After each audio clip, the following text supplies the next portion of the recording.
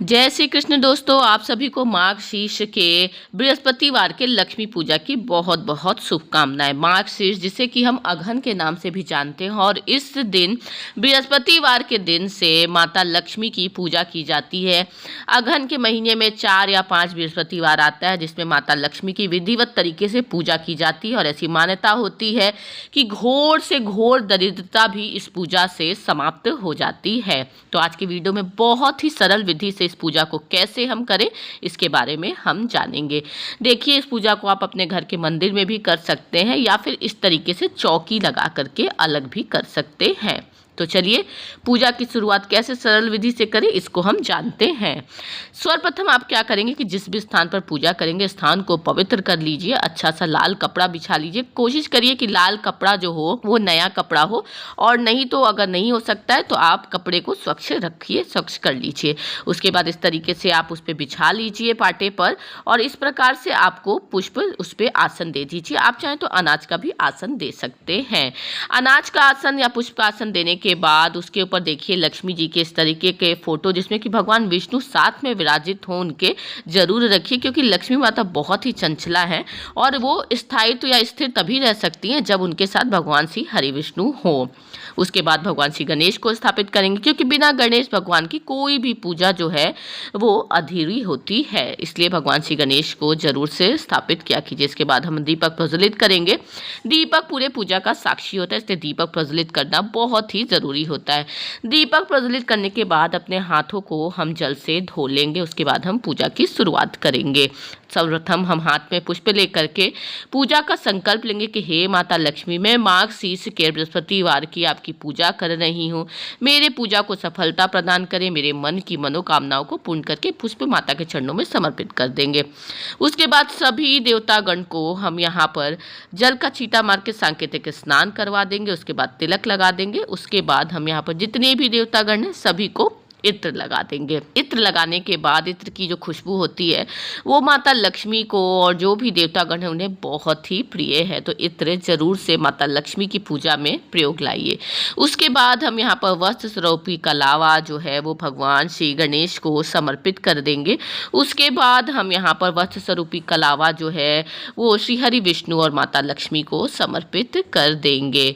उसके बाद हम यहाँ पर माता लक्ष्मी को साथ में चुन्नी भी समर्पित करेंगे। तो आपकी जैसे भी माता लक्ष्मी है, छोटी बड़ी, उस हिसाब से आप चुन्नी जो है वो आप माता को ओढ़ा दीजिए। उसके बाद जनेऊ समर्पित करेंगे।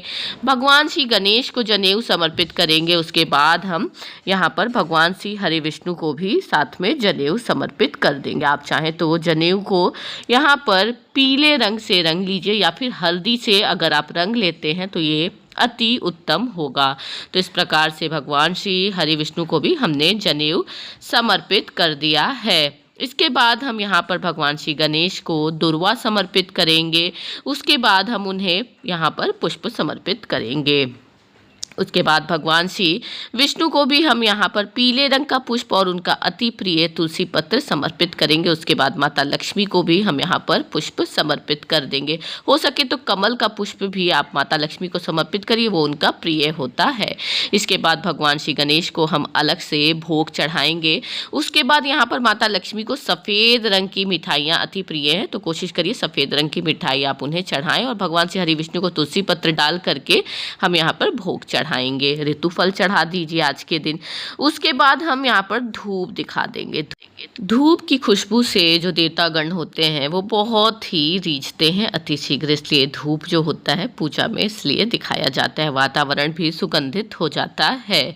इसके बाद देखिए माता लक्ष्मी का प्रिय चीज़ अगर आपको मिल जाता है तो कौड़ी और ये इस तरीके से कमलगट्टे जो होते हैं ये माता लक्ष्मी को गोमती चक्र बहुत ही प्रिय है।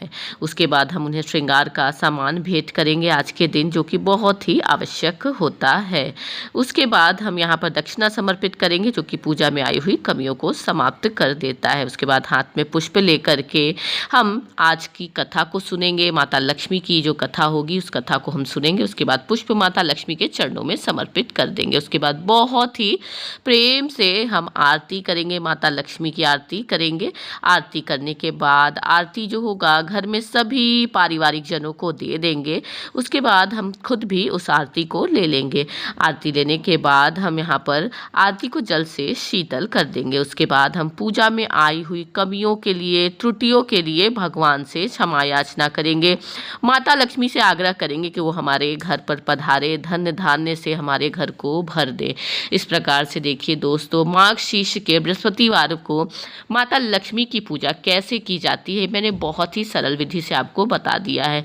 यहाँ मैं बता दूं कि बहुत से लोग कलश स्थापना भी करते हैं, तो अगर आप कलश स्थापना के इच्छुक हैं तो आप कलश स्थापना भी कर सकते हैं, नहीं तो इस प्रकार से बहुत ही सरल विधि से भी आप इस पूजा को कर सकते हैं। यहाँ मैं आपको बता दूं कि लक्ष्मी पूजा जब आप कर रहे हैं तो लक्ष्मी पूजा के दौरान आपने जो दक्षिणा माता को चढ़ाया है, इस दक्षिणा को अपने पारिवारिक जनों में किसी को दे दें, लेकिन इस दक्षिणा को आप बाहर किसी को नहीं दें, क्योंकि लक्ष्मी पूजा में जो भी दक्षिणा हम चढ़ाते हैं या फिर कोई भी सामान हम चढ़ाते हैं तो वो सामान हम खुद के प्रयोग के लिए ही रख लेते हैं। लक्ष्मी पूजा से संबंधित कोई भी सामान हम बाहर यानी कि पंडित जी को या फिर किसी को भी नहीं देते हैं।